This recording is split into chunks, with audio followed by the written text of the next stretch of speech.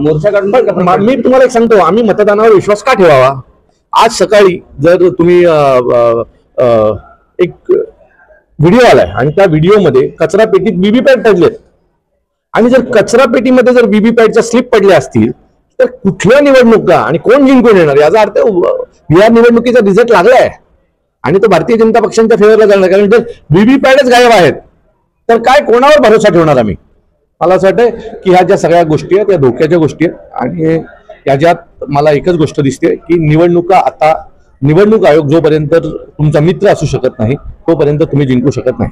तर विनोद घोसाळकर यांनी एक मोठा गैरसमज केलेला आहे. शिवसेना प्रमुख बाळासाहेब ठाकरे यांचं निधन झाल्यानंतर भाजप राष्ट्रीय स्वयंसेवकांची दिल्लीत बैठक पार पडली होती. त्यामध्ये हिंदुत्ववादीमध्ये वाटेकरी नको, उद्धव ठाकरे लढणारा नेता नाही, त्यामुळे शिवसेना संपून टाकू असा कट रचला गेला होता याची माहिती त्यांच्याच लोकांना आम्ही दिली होती. त्याचा गैरसमज केला आम्हाला त्याबद्दल माहिती नाही आणि याच्यावर सन्माननीय राजसाहेब योग्य वेळेला बोलतील. सर एक शेवटचा प्रश्न होता, टोल नाका संदर्भात तुम्ही देखील यापूर्वी अनेक आंदोलनं केलेली टोल नाका आमच्यामुळेच बंद झालाय. परंतु काल देखील पाहिलं तर प्रताप सरनाईक यांचा जो ताफा होता तो तिकडे स्थानिक भूमिपुत्रांनी आणला, त्यांनी तिकडे रोष देखील व्यक्त केला. प्रताप सरनाईकांच्या बाबतीमध्ये तुम्ही जर घोडबंदर, वसई विरार या पट्ट्यामध्ये लोकांचा राग वाढत चाललेला आहे. घोडबंदर मधली ट्रॅफिक असेल, ते स्वामींच्या मठाचं जे काही चालू आहे तिथले सगळे स्वामी भक्त एकत्र आता उभे राहिले, त्यांचा मोर्चा देखील नजीकच्या काळात होणार आहे.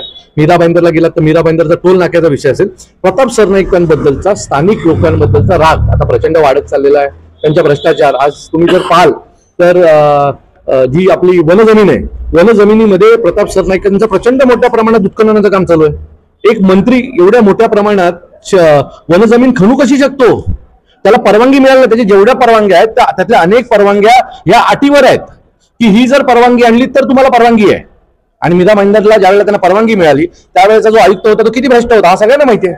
आम्ही येत्या 2-3 दिवसामध्ये या सर्व प्रकरणाची चौकशीची मागणी करतोय की प्रताप सरनाईकनी जो काही तो डोंगर खाण्याला घेतलेला आहे, कोणता आहे तो चेना बीचच्या आजूबाजूला जे काही बंगल्यांचं काम चालू आहे त्या सगळ्या प्रकरणाची चौकशीची मागणी महाराष्ट्र नवनिर्माण सेनेकडनं होणार आहे.